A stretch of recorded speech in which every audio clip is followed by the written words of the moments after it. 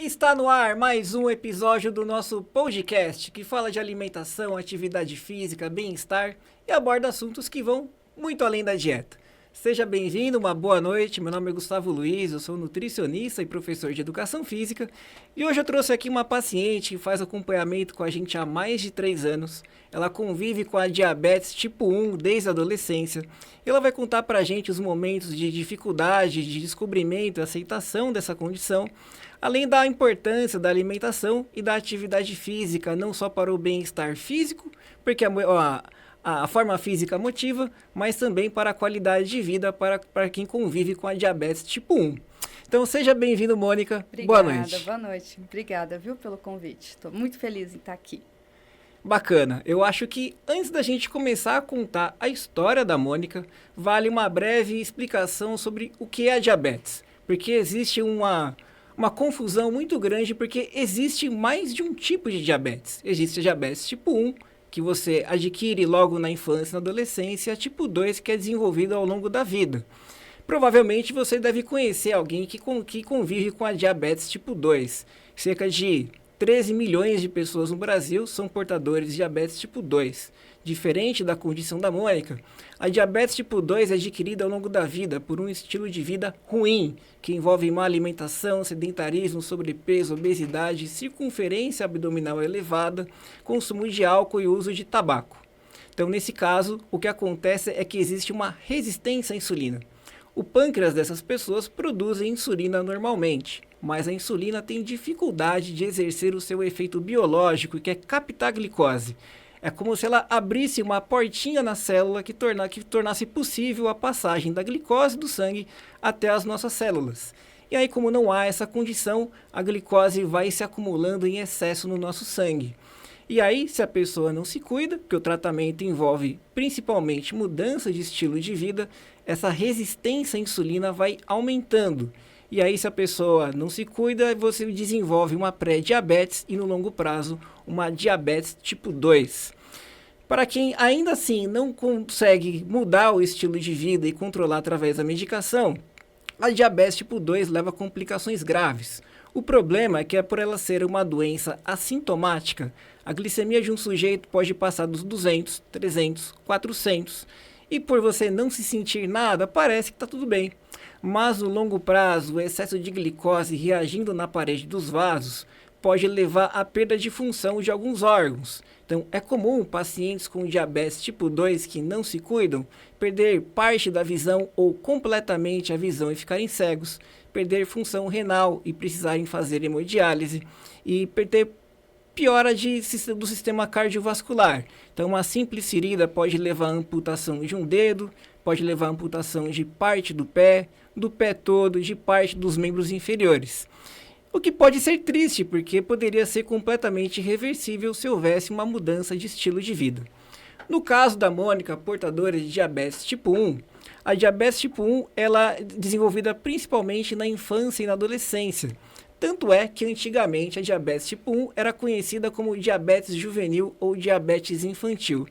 Isso acontece porque durante o nosso desenvolvimento, o sistema imunológico ainda em formação, ele deixa de reconhecer as células beta do nosso pâncreas, que são as produtoras de insulina. E aí, quando o pâncreas ele é agredido pelo sistema imunológico, ele deixa de produzir insulina para sempre. A pessoa entra numa condição onde ela precisa fazer a reposição de insulina durante toda a vida. E essa é a condição da Mônica hoje. Então, começando as nossas perguntas, Mônica, conta pra gente quando você descobriu, mais ou menos quantos anos você tinha e como foi um processo de aceitação dessa condição.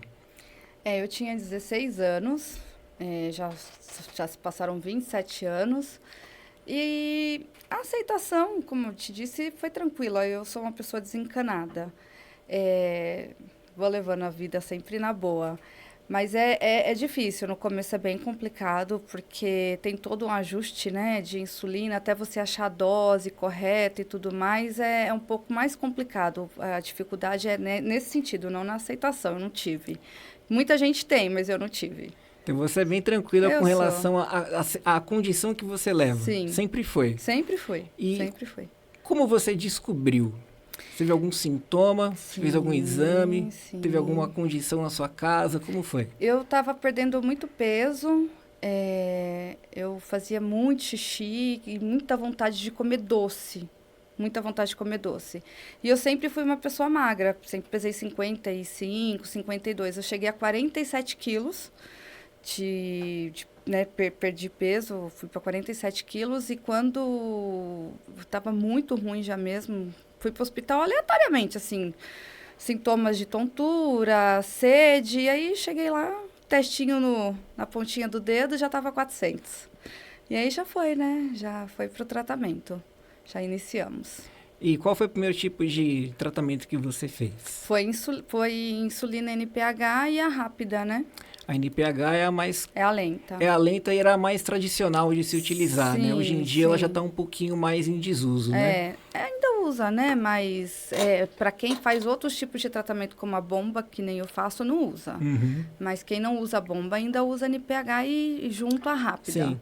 Você usava a seringa, antigamente. Sim. Seringa, caneta. Para você sempre foi de boa com relação a isso, a aplicação? Sempre fui Olha de que boa. legal. Sempre fui. Não dei trabalho, não. Não fui uma jovem rebelde. Sempre aceitei bem. E tem alguma história, algum caso assim que aconteceu por conta de hipoglicemia, por alguma situação que aconteceu que te marcou bastante, principalmente na primeira fase? Ah, não. De verdade, hipo, assim, eu tenho, né? Como eu falo, todo dia ou eu tenho uma hiper severa ou eu tenho uma hipo, né? Minha vida é essa. Mas que marcou assim, não. Nunca dei nenhum trabalho tão grande, não. O que eu percebo, assim, o que eu sofro um pouco é hipoglicemia durante o trabalho. Porque a hipoglicemia deixa a gente muito confusa, né? Você fica com o raciocínio muito lento. E às vezes você está ali atendendo, eu trabalho com atendimento ao público, eu estou atendendo um cliente, vem a hipoglicemia. Eu falo, meu Deus do céu. E aí começa a suar e os clientes tudo solidário, né? Ai, meu Deus, e quer me ajudar. Mas não tem nenhum outro episódio, assim, muito marcante, não. Meu, não. Legal, curioso. E a partir de quantos anos, mais ou menos, ou há mais ou menos quanto tempo você deixou de utilizar as seringas e passou a utilizar as canetas? As canetas? Porque eu usava seringa e fui para as canetas. Olha, eu acho que 16 anos, acho que com uns 25 anos eu fui para caneta. Então você usou a seringa por quase 10 anos. Sim. Ainda usa, né? Lá em casa ainda usa seringa. Meu esposo usa na seringa. Ainda tá na seringa. E aí, da caneta para bomba, você Certo. sentiu uma melhora de qualidade de vida, de bem-estar? Como foi? Sim. Melhora 100% a vida da pessoa, né? A gente fala, é diabetes, mas hoje o diabetes, se você cuidar com alimentação e medicação correta, você consegue levar bem. Mas a bomba de insulina traz uma vida, assim, uma qualidade de vida que não tem como descrever, não. É maravilhoso. Então, reforçando para quem está assistindo, na diabetes tipo 1, a pessoa precisa fazer a reposição de insulina diariamente. Hoje em dia, existem técnicas bem mais modernas. Então, antigamente, a pessoa precisava utilizar a seringa todos os dias. E aí, existem as aplicações são chamadas de basais, onde se aplicava ou se aplica ainda no início da manhã e no final do dia. E ao longo do dia, conforme as refeições ou as hipoglicemias, você faz a aplicação da insulina bolus. Bolus, né? Faz o bolos, né? Isso. Que é a correção. E aí, com as técnicas foram evoluindo, se passaram a utilizar as bombas de insulina. Mas antes da bomba tem a caneta, né? Que foi uma evolução. Sim, a caneta é bem mais prática e dá muito mais qualidade de vida para quem está num restaurante, num ambiente de confraternização, num ambiente social, utilizar a caneta do que a seringa. E a caneta é a mesma caneta que se utiliza hoje em dia, por exemplo, no Ozempic ou no Wegovy. Depois das canetas vieram as bombas. Então, nas bombas, você faz o acompanhamento com o médico para acertar a dose que vai ser aplicada. E aí, as bombas fazem a aplicação tanto da mais longa, que é a basal, quanto da bolus. E aí, as técnicas mais modernas, que praticamente simulam um pâncreas artificial, é a bomba de insulina, que já faz a correção da dosagem de insulina de acordo com a sua glicemia. Então, se você vai fazer uma atividade física, A bomba já reduz a produção de insulina porque você vai ter um esforço. Se você termina a sua alimentação, ele corrige sua glicemia, aumentando a produção de insulina. E hoje você faz essa técnica mais moderna, é isso? Faço. Eu fiquei uns 10 anos com uma bomba mais simples, que não tinha a comunicação com o sensor. E agora, uns 4 meses, eu tô com uma bomba nova que conecta com o sensor de glicemia. Ele fica a cada 5 minutos mandando informações para a bomba.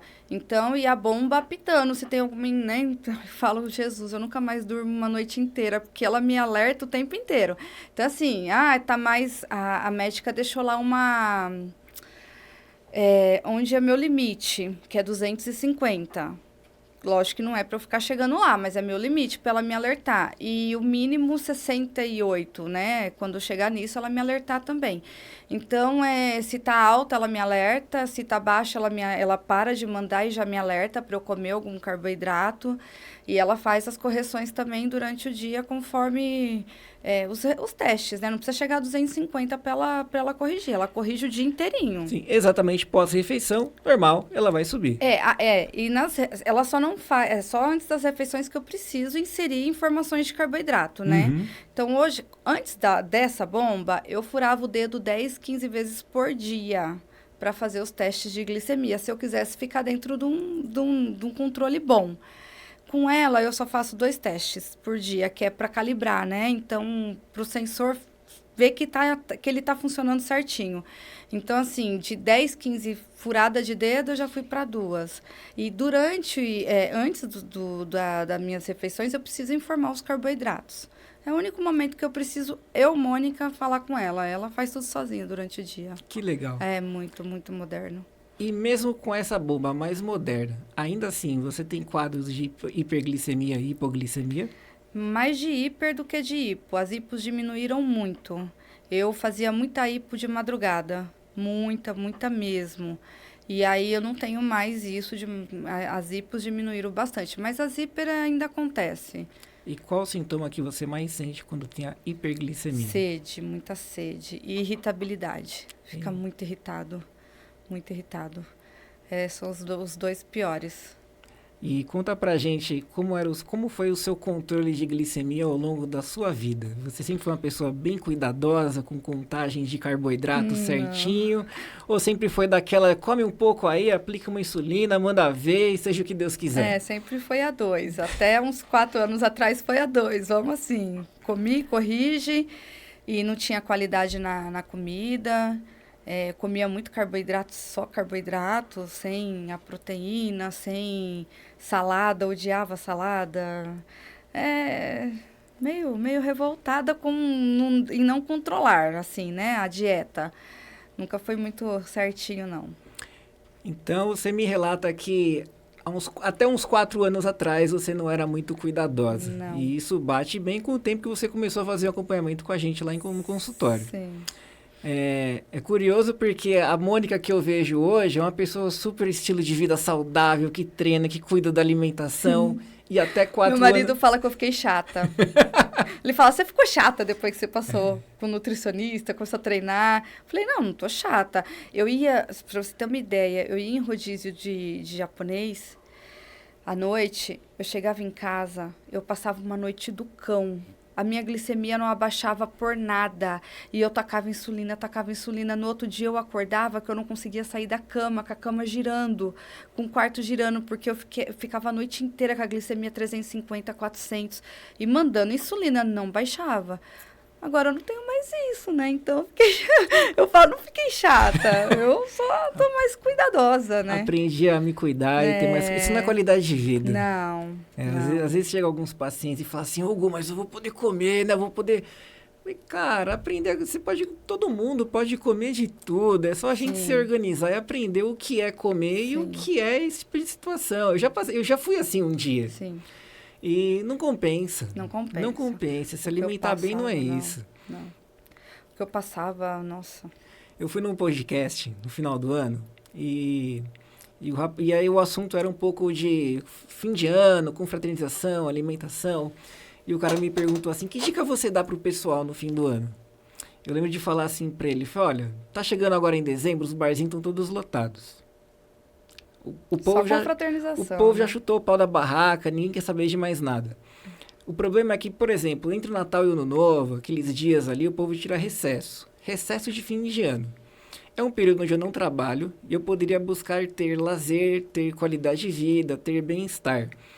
O que as pessoas fazem hoje para ter lazer, qualidade de vida e bem-estar quando elas não estão trabalhando? Presta atenção, até conheci um monte de gente assim. A pessoa não faz nada e ela começa a dormir cada dia mais tarde. Aham. Então, você deu um exemplo assim, pô, eu no rodízio dormia mal, acordava mal, numa nhaca. Então, o cara, ele dorme, vamos supor, ele dorme às 11 da noite e acorda às 6 da manhã para trabalhar. Aham. Ele começa a dormir meia-noite, 1 da manhã, 2 da manhã, 3 No da lugar de manhã. descansar, né? E aí, o que ele faz das 11 até as 3 da manhã? Come. Come. E não come um prato de salada. Não. Comem salgadinho, lanche, fast food, Sim. bebida alcoólica, refrigerante. Daí o cara dorme mal, porque ele está comendo mal, qualidade de sono péssima. Péssimo, né? Ele acorda mal, acorda numa nhaca, vai acordar meio-dia, o sol já tá dando a volta. Tudo desregulado, né? Aí ele não sabe se toma café da manhã, se Se almoça. almoça, né? Aí vira uma bagunça, né? Pronto, acabou. Que qualidade de vida esse cara tem? Nenhuma. Nenhuma. E essa era mais ou menos a Mônica de antes de passar em Essa consulta. era. E como foi pra você esse choque de mudança, de ter uma alimentação meio desregrada? Porque um dos principais sintomas que você chegou lá no consultório foi falando sobre fome. Sim. Fala pra mim sobre essa fome que você sentia. Então, era uma fome que doía, né? Eu terminava de almoçar um belo de um prato e aquele buraco na barriga. Chegava em casa, eu chorava, porque eu não aguentava, não queria mais ficar comendo toda hora, né? E incomodava demais, eu sofri bastante um período. E eu comecei a treinar depois da pandemia, logo que acabou a pandemia, um pouquinho antes de acabar a pandemia, que estava liberando as coisas. E aí isso me incomodava muito. E minha cunhada que acabou te indicando para mim, né? E foi um dos motivos para eu te procurar. Não foi nem tanto para treino, mas coincidiu e foi tudo, né? Sim. Até porque a gente fala que um nutricionista, ele deveria ser um nutricionista esportivo, ele deveria ser um nutricionista clínico e deveria ser um nutricionista comportamental. Uhum. Então, às vezes a pessoa pergunta assim, mas ele é especialista em diabetes? Eu fico pensando, na minha opinião, todo nutricionista deveria entender de trabalhar com diabetes. Sim. O problema é que para muitas pessoas, tanto a diabetes tipo 1 quanto a diabetes tipo 2, são pessoas que não podem comer carboidrato. Ainda tem muita mal informação, né? Muita coisa mal informada. Olha, ano retrasado, se eu não me engano, tem um grupo de mulheres que elas são tipo cientistas e elas desmistificaram um médico nas redes sociais, porque assim, nas redes sociais as pessoas estão cagando pra você. E coloca cada coisa. As pessoas estão preocupadas com engajamento nas redes sociais. Seja o que... Não importa se o que eu tô falando é verdadeiro ou não, se vai te prejudicar ou não, o que importa é gerar engajamento. E eles colocam meias informações, né? É que nem outro dia um rapaz tinha lá falando de um chá, que o chá ia curar. Eu falei, moço, seja mais claro, né, na sua informação, porque eu já vi história de diabético que suspendeu os medicamentos acreditando num tratamento natural e a pessoa entrou em coma cetoacidose. Então, é muito sério. É muito então, sério. Então, assim, é muita informação que não... Tá, existem tratamentos naturais que podem ajudar, mas não vai curar, gente. Pelo amor de Deus, isso é muito sério. Ainda me criticaram lá nos meus comentários. Eu falei, meu Deus do céu. É difícil, É difícil. Então, esse grupo de cientistas, são duas moças, e elas fizeram, tipo, um react de um médico que estava falando que diabetes, eu não sei nem se era diabetes tipo 1 tipo 2, ela era causada por verme. E aí, claro que eu tenho um protocolo antiverme, né? Aí você compra o meu protocolo. É exatamente isso que você falou. As pessoas deixam de usar a medicação, que é a única forma de tratamento, para fazer um protocolo antiverme. As pessoas buscam tanto... Porque eu vou falar assim, sabe, Gustavo? Eu sou muito desencanada, mas não é fácil. A minha vida, ela é voltada para o diabetes. Eu tô condicionada a pensar na minha glicemia 24 horas por dia. Antes de começar aqui, eu cheguei ali no carro, fiz um teste para ver se eu não vou ter uma hipoglicemia aqui durante a gravação. Então, assim, não é fácil. É que a gente tem que levar, porque que nem às vezes falam assim, isso é forte. Não, eu não sou forte, é a minha condição. Eu preciso viver assim, eu tenho a doença e eu vou fazer o quê? Vou ficar na cama porque eu tô com hiperglicemia? Vou ficar na cama porque eu tô com hipo? Não.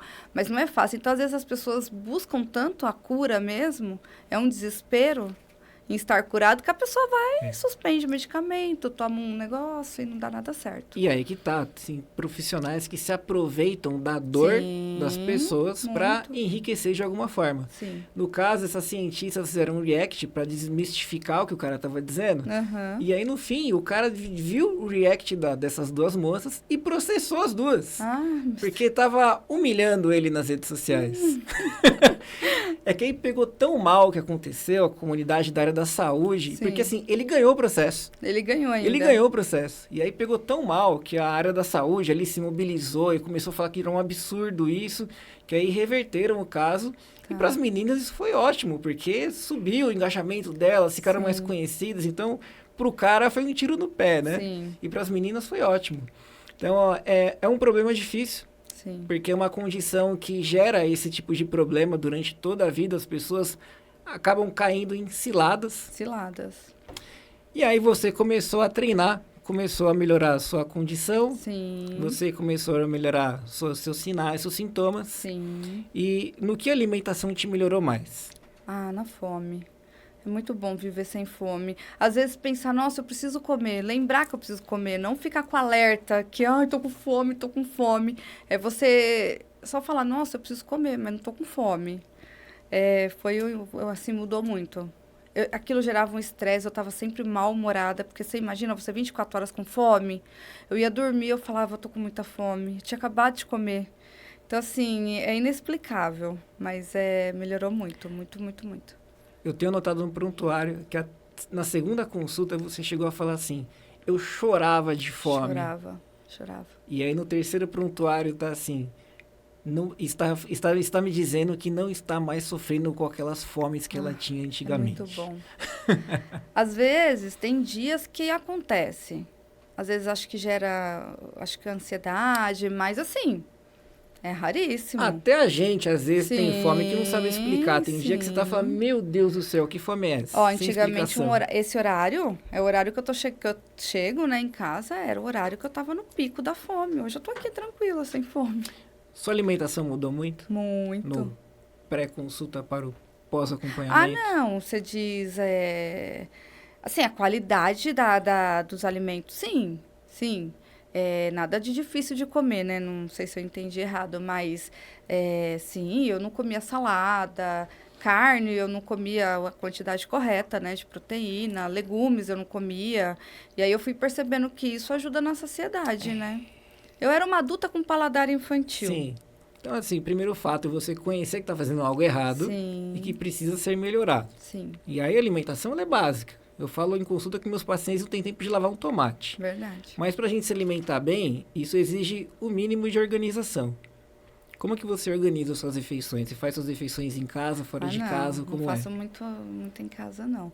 É assim, o meu café da manhã... Eu saio 4h40, umas 5 horas da manhã de casa, que aí eu já vou pro treino. Treina em jejum. Eu costumo treinar em jejum. Depende da glicemia. Se tá baixo, eu como uma banana. Mas aí eu já vou pro treino, aí eu já tomo um cafezinho na padaria, né? Um pão com ovo, um café com leite e mamão. E almoço também fora, né? Almoço num restaurante perto do trabalho. Self-service? Sim, arroz, feijão, frango, salada. Não vai pegar o PF do boteco cheio de bacon e à calabresa? tarde é iogurte com mamão, aveia, que é o que À noite em casa. Uhum. E de fim de semana a gente sai um pouquinho da dieta, Faz parte. A vida social faz parte. A comida faz parte dos eventos sociais. Faz. Mas o problema é que provavelmente antes era assim, pouco manteiga, pão de queijo, o salgado da lanchonete, essas coisas não sustentam. Não sustenta. E aí, às vezes, quando você, lá em consulta, quando você começa a identificar o erro que as pessoas cometem, vem o cara não querer aceitar que ele precisa mudar exatamente aquilo. Essa é a parte mais difícil. O paciente vai em consulta para buscar uma ajuda e quando você identifica os erros que precisam ser corrigidos... Ele não quer. Não quer. E aí não dá para ajudar um cara que não quer mudança. Não dá. E aí eu tenho uma coisa que eu não me recordava, porque como a gente já conversa bastante em consulta há bastante tempo, Eu não me lembrava que você não treinava antes de passar em consulta. Você não tinha um histórico de uma pessoa que treinava, porque na minha cabeça a Mônica não, a Mônica é do treino, a Mônica é da musculação. Não, eu odiava a academia, odiava. Eu acho que eu comecei uns 6 meses ou uns 10 meses antes de passar com você. Eu nunca tinha feito musculação, nunca. E aí comecei a treinar no prédio, meu esposo me ajudando, ele também voltou a treinar, que ele também é diabético, o amor é lindo, né? 2 diabéticos. E ele voltou a treinar também, e aí depois eu comecei a ir para academia. Mas não gostava, não. E agora, viciada. Eu tenho anotado em alguns prontuários que vocês treinam até viajando. Ah, né? Ele dá uns migué. Eu não falto nos meus treinos. Acordo todo dia cedinho, vou lá na academia. Porque assim, aí a gente te libera um pouco para comer um pouquinho mais, né? Você tá numa viagem 10 dias ali, né? No All Inclusive, você não vai ficar, né? Aí eu não deixo de treinar, não. Treinar tem que fazer parte. Inclusive num restaurante, num Sim, resort all inclusive, aí né? que tem que treinar, né? mesmo, né? Ele vai, mas eu costumo ir mais. Ele acaba ficando um pouco de preguiça. E o que te motiva mais a treinar? Ai, a melhora que eu tive em tudo. Em tudo.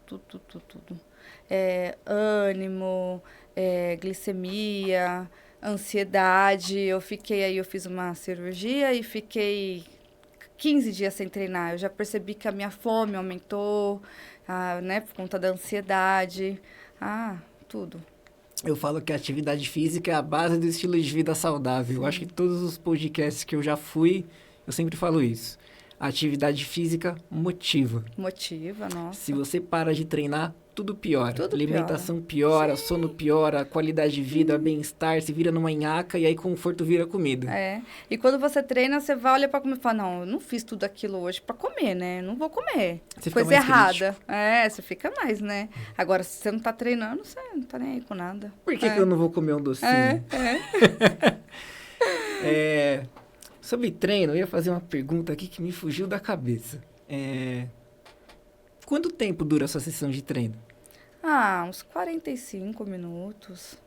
Aí eu gosto de fazer um cardio, uma aulinha lá na academia, né? Mas a parte de musculação é curta. Às vezes quando a academia tá um pouco mais cheia, né? Demora um pouquinho mais, mas... Eu treino desde 2007. Eu comento isso com os pacientes. Eu não tenho paciência para ficar mais do que 45 ou 50 minutos em uma sala de musculação. Mas eu não deixo de treinar. Sim. Se eu tiver que ficar 1h30 na academia, eu não vou, cara. Então. A gente não tem tempo para isso. Você acabou de falar que eu quase que eu não chego no horário. Então, se nos falta tempo e a maior dificuldade das pessoas é manter regularidade com a atividade física, o treino tem que ser rápido. Tem que ser rápido. Tem que ser um treino que seja eficiente e rápido. Ao longo desses 4 anos, chegou a passar mal alguma vez por conta do treino? Ter uma hipo durante a atividade física? Já tive. Já senti mal-estar que eu tive que parar, assim, e me alimentar. Mas pouquíssimas vezes, porque eu fico monitorando, né? Eu monitoro bastante. E durante o treino, na verdade, de musculação, a glicemia dá uma subidinha, né? Por conta é o cortisol, né? Que gera o estresse. Qual que é o mecanismo que faz a glicemia subir? É difícil explicar rápido. Mas que durante a atividade física, existem mecanismos para reduzir a ação e a produção de insulina. Sim. No seu caso, a ação, porque quem libera a insulina é a bomba. Que isso é relacionado ao volume de sangue. Tá. Então, por exemplo, em repouso, nosso volume de sangue fica, sei lá, em 6 litros de sangue total.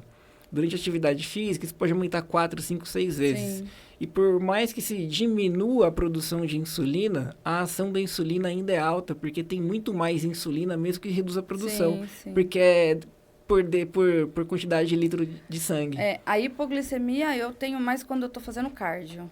Aí dá mais hipo, né? A glicose cai bastante. Agora, durante a musculação, ela não cai muito, não. É porque o exercício é contínuo. E aí que a gente precisa entender, né? As pessoas têm medo de comer carboidrato e acham que fazendo aeróbico vai queimar mais gordura. Mas a fonte primária de energia é o carboidrato. Tanto é que a galera que faz corrida de domingo, no dia anterior, a recomendação é aumente o consumo de carboidrato para você ter estoque de energia. Então, tanto é que você consegue treinar em jejum pela manhã, na maioria das vezes, porque você consome carboidrato no dia anterior. É, isso mesmo. E aí, a última vez que você foi lá em consulta, você falou pra mim, agora eu quero ficar sarada. Ah, quase impossível. Agora eu quero ganhar massa. Me dá uma dieta, né? Me dá uma dieta boa. Nesses 4 anos, sentiu muita diferença na forma física, na performance, na evolução dos treinos? A gente nunca tá tão satisfeito, mas sim, né? Sim, mudou bastante. Eu falo que a gente só vê que tava bem quando piora. Então, quando você, por algum motivo, tem uma piora de aptidão física, de forma física... Aí você fala, puxa, eu tava tão legal, né? Eu tava tão bem, e isso aconteceu recente com você. Agora que eu peguei, era essa a pergunta que eu queria te fazer. É verdade. Porque você ficou um tempo parada. Não é que eu fiquei parada, né? Eu comecei a seguir um perfil, assinei uma blogueira e parei com seus treinos, não foi? No tempo da cirurgia que você comentou que fez. Mas foi agora, fiquei 14 dias. 14 dias sem treinar. Foi 14 dias sem treinar. E dá uma coisinha ruim pra voltar, não dá? Dá. E eu não sei se você lembra de que eu fiquei um tempo sem ir no consultório. Foi pouco tempo, não foi tanto tempo. Mas quando eu voltei, meus resultados, que eu tava seguindo um programinha online. Um programinha online, meus resultados estavam ruins, bem ruins. E aí eu já deixei de lado, né? E voltei pro Gustavo. Falou que o básico bem feito, ele não tem graça. O básico não vende. Eu tenho uma fórmula mágica de treino, de dieta que vai fazer você ganhar massa. Cara, não tem. Não tem. Eu falo que não é que o básico bem feito funciona. O básico bem feito é melhor, mas é chato. Então o paciente às vezes vai lá 3, 4 anos igual você e fala assim, Hugo, mas os treinos não mudam muito, né? Fica chato. É musculação, cara. É chato. É chato. Para a grande maioria da população, musculação é chato. Vai ter uma outra pessoa que vai estar mais animada de acordo com a fase que ela está. Então, se você está numa fase muito boa de resultado, de embalado, com dieta, com treino, você vai para lá mais motivado a treinar. Sim. E tem fases que algumas coisas ruins vão acontecendo na vida pessoal, na vida profissional, que você perde um pouco o ritmo, o resultado já não está vindo. Mas você continua indo porque faz parte da sua vida treinar. Sim. Mas você sente que a intensidade cai um pouco, você nunca vai viver no auge da sua forma física. E é difícil, né? Esse mundo aí... Para nós, pessoas normais, não é igual, né? A gente sofre ali, mas não é igual da rede, né? O pessoal posta aqueles milagres lá deles, né? Eu falo que por conta das redes sociais, o shape tá super em alta. E as pessoas estão colocando as condições físicas acima das condições de saúde. E aí toma o que não é para tomar, né? E tá super na moda, parece que não faz mal mais. Eu fui no podcast no ano passado e o cara me perguntou por que as pessoas param. Por que as pessoas param de treinar? Eu falei assim, olha, porque elas não estão... Aquela rotina de treino, aquele estilo de vida não pertence a ela ainda. Ela tá assim, tô animada. Eu comecei a treinar faz 6 meses, tô animado. Quem vai na empolgação, Tô vendo o resultado, eu tô animado. E aí, é onde as pessoas param, é quando acontece alguma situação na vida pessoal, profissional, que impede ela de dar sequência. Sim. Igual aconteceu com você agora. Você ficou uns 15 dias parado. Sim. Eu tenho certeza que quando você voltou, a carga era menor. Sim. No leg press, já não conseguia colocar a carga, no agachamento. Eu ainda não tô conseguindo, ainda tô tentando aumentar. E qual é o sentimento, assim? Dá vontade de desistir? Dá onde não? Não, desistir não. Eu gosto muito. Eu vou lá treinar e aí falar, ai, nossa, que gostoso, né? Meu marido, gostoso. Isso não é gostoso. Gostoso é comer, Mônica. Eu falo, não, eu gosto. Ele, você é doido. Eu falo, não sou doida, eu gosto. Eu gosto da dor que vem depois, eu gosto. O bem-estar que a atividade física proporciona. Eu aprendi a gostar. Eu falo que eu gosto de treinar, mas eu não gosto de ficar muito tempo. Deu paciência. Não, né? Eu sei que eu não preciso ficar tanto tempo na academia para ter resultados consistentes. Sim. Então, as pessoas, elas param de treinar quando quando acontece esse tipo de situação, porque quando ela volta, ela se compara com um passado recente. e no passado recente a forma física não é a mesma, a carga que você levanta não é a mesma. Sim. E aí a pessoa já tem que ter uma história ali, ó, 3, 4 anos de treino para ficar uns 15 dias parado e falar, não, tô voltando, sou desencanado, não é porque eu fiquei 15 dias sem treinar e agora a minha carga diminuiu que eu vou abandonar. Não, não abandono, não abandono. Eu acho que esse de e começar e parar é quem busca muito shape e não consegue. Porque não é fácil você pegar o shape, né? É muito difícil. Eu tô há 4 anos, tem mudanças, mas nem perto do que eu quero. Só com 10 anos, né? Parece que o negócio chega Tem gente que sem tomar nada. Então, sem tomar nada. E o problema é que as pessoas estão tomando tanta coisa que parece que só não fica com o shape quem não quer, né? E aí quem acaba buscando muito esse resultado é complicado, acaba desanimando, né? E quando você busca, que nem eu tenho a diabetes e faz muito bem pra mim, então eu acabo não desanimando. Legal. E ao longo desses 3 anos, 3, 4 anos, ficou parada há muito tempo, sem treinar, por alguma situação, além desses 15 dias, por exemplo? Não, ou não? O maior tempo foram esses 15 dias, a cirurgia. E algumas internações, né, por conta do diabetes, mas aí 5 dias, mas o maior foi esse. E essas internações são frequentes ou não? Então, não eram, viu? Eu até, ano passado, eu tinha orgulho de falar que eu nunca tinha ido para uma UTI, né? Com 27 anos de diabetes. Mas tem acontecido aí algumas intercorrências chatinhas, mas tudo sob controle.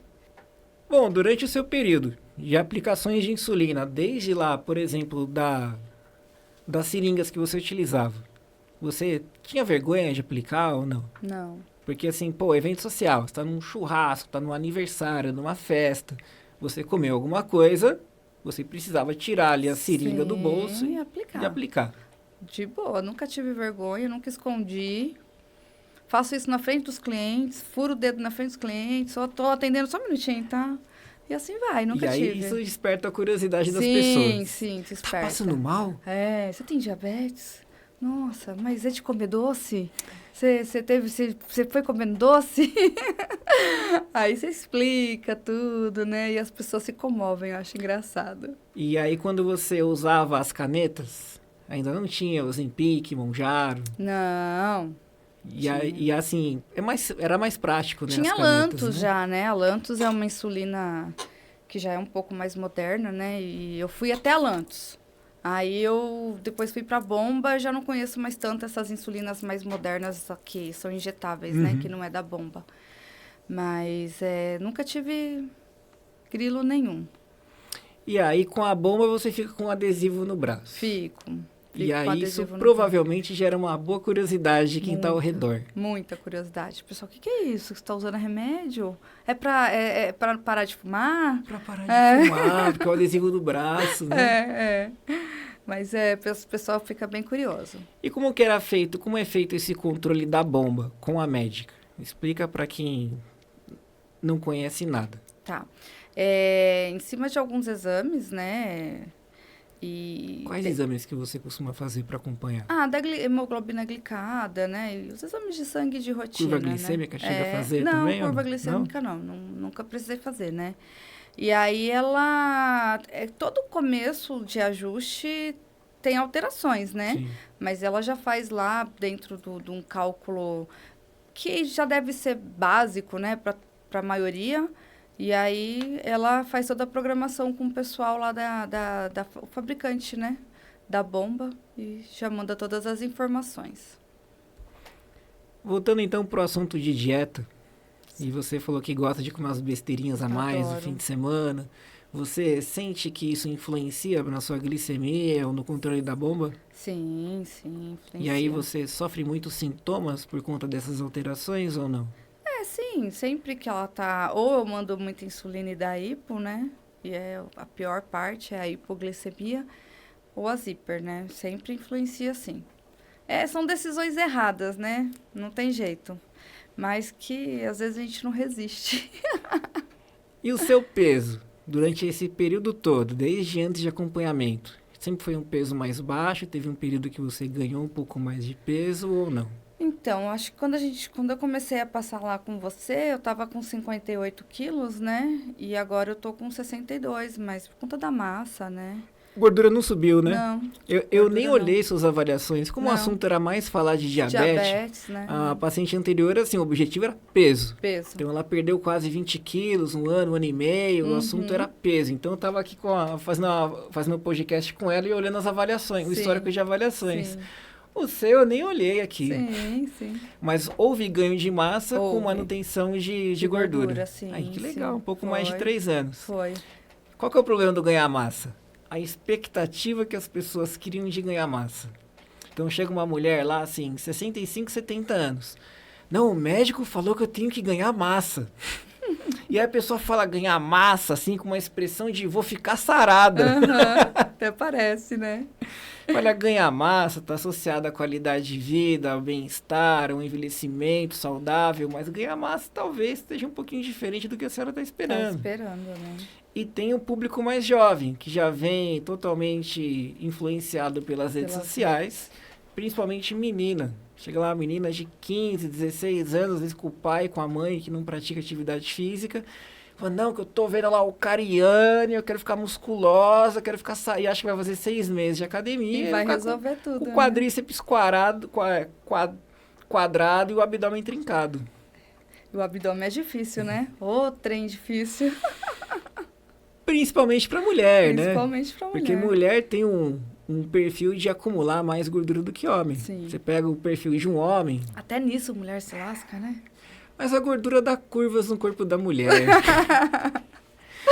Você pega um homem para ter um abdômen definido, ele tem que ter 10% de gordura em média, mas com bom porte físico. Então, vou dar um exemplo assim, o cara tem que levantar uns 30 quilos de cada lado de um supino para ter uns 10% de gordura e ter um abdômen legal. Sim. A mulher, se ela ficar com 10% de gordura, ela vai perder as características femininas. É, que já dão fica meio curvas. masculinizado, né? Então, a mulher com 15, 18, 23%, Tá bom, né? fica legal já. É, tá bom. O problema é que aí o abdômen trincado não aparece. E parece que só vai estar bem se o abdômen estiver trincado. Verdade. Então, quando vem menina muito, muito nova na academia, eu lá no consultório, e fala que quer ganhar uma massa e tudo mais, eu tenho um monitor aqui do lado e eu mostro... Eu acho que eu nunca te mostrei isso.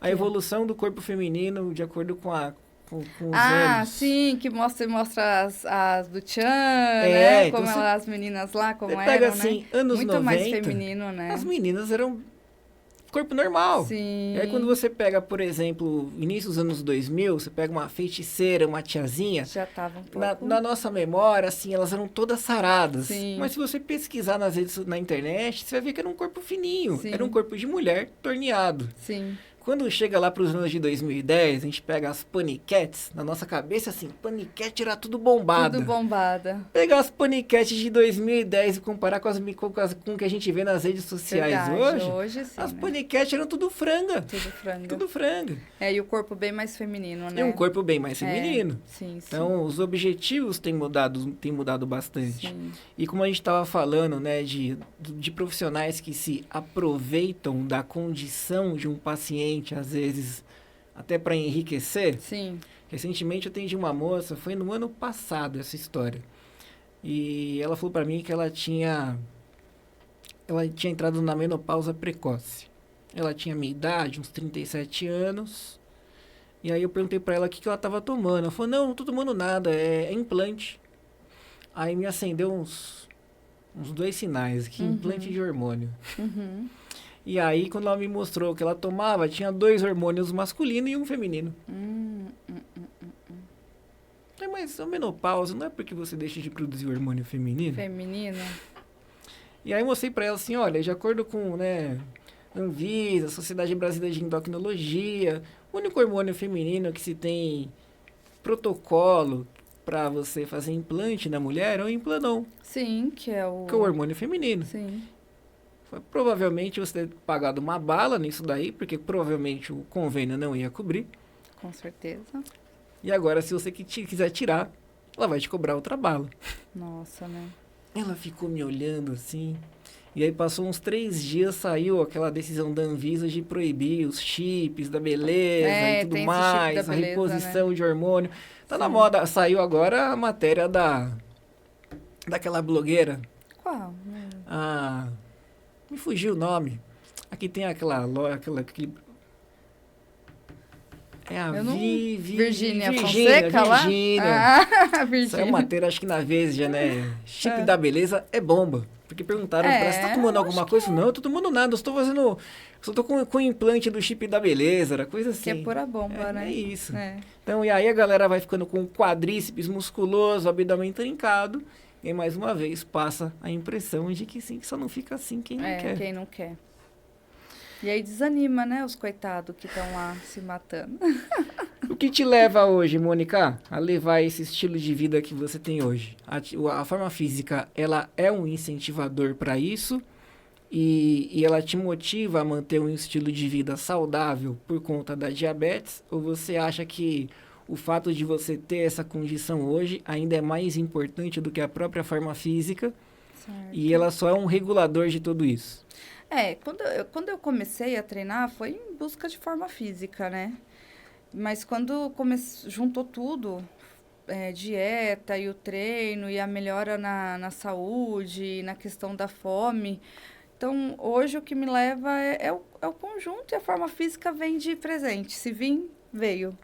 E que venha, né? Que ajuda, porque é legal também, né? A gente treinar e também ter resultado físico, né? Mas não é o que eu fico desesperada, não. Só que forma física ela deveria ser a consequência. Né? Sim. Estou me alimentando bem, estou treinando bem, e isso me dá qualidade de vida, melhora as minhas condições. Sim. E aí eu fico talvez mais motivado a buscar uma forma física. Sim. Que ela acaba vindo, né? Uma diferença vem. Sim. Eu tenho um otorrino, o doutor Ronaldo, ele já é um senhorzinho de mais de 70 anos. Eu não esqueço, logo depois que eu comecei a treinar, uns 2 anos, eu passei nele, ele falou assim, você virou treinadora? Aí eu, por quê? Você tá musculosa, você tá... Então, assim, eu que me olho no espelho não vejo, percebe. mas não é que eu tava musculosa, é que eu tava diferente. Aí ele falou assim, doutor. Falei, tô fazendo musculação, já tem uns 2 anos. Ele falou assim, dá pra ver que você tá fazendo. Então, assim, as pessoas reparam, a gente que se vê todo dia, né? Recentemente teve o aniversário da minha mãe e uma amiga dela falou assim, nossa, a Mônica tá com corpo, né? Então, pra mim eu não tô, mas pros outros que não me vê, né? É normal. Então, assim, é uma consequência. Mas hoje o que me incentiva a continuar com o treino é a saúde, que melhorou muito mesmo. Legal. Muito. Eu falo que esse lance da forma física é assim, o ganho de massa, a perda de gordura, só vai atingir um resultado legal quem for consistente, quem não abandonar. E no curto prazo, os resultados não são visíveis. Não. Então, uma consulta da outra para o paciente, que geralmente eu recomendo 2 meses, uma foto de antes e depois, uma bioimpedância, pode nem ter diferença.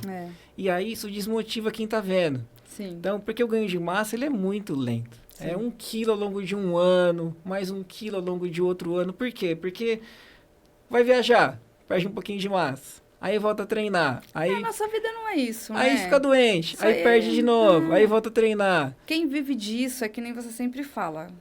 Você vai viver disso? Não vai viver do corpo. Então é buscar qualidade de vida. E tá sempre um pouquinho melhor. Sim, sempre um pouquinho melhor. O corpo, né, melhorar. É Legal. isso aí. E que mensagem você poderia dar para os diabéticos? Não Se só para cuidem. diabético tipo 1, mas também diabético tipo 2. Se cuidem, porque é uma doencinha que vai marcando dia a dia o corpinho da gente, né? E a hora que você vê é o que você falou no começo. O tipo 2, a pessoa acha que não, que ela não tem nada, e aí não faz testes, são assintomáticos muitas vezes, né? E aí a hora que vai ver o estrago tá feito. Então, assim, se cuida.